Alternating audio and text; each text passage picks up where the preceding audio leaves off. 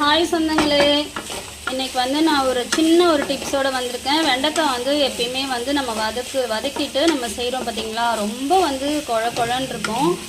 சில பேர் வந்து அது என்ன பண்ணுறதுனே தெரியாமல் அவஸ்தைப்படுவாங்க. எனக்கு தெரிஞ்சதை நான் சொல்கிறேன்.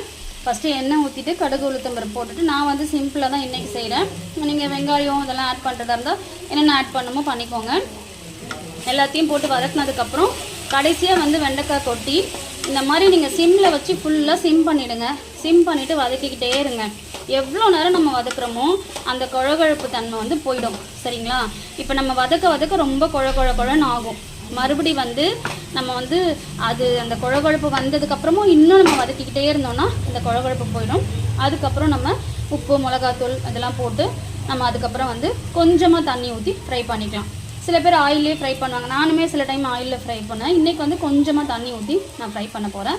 இதுதான் இதோட டிப்ஸு. தேவைப்பட்டவங்க யூஸ் பண்ணிக்கோங்க. தேங்க்யூ.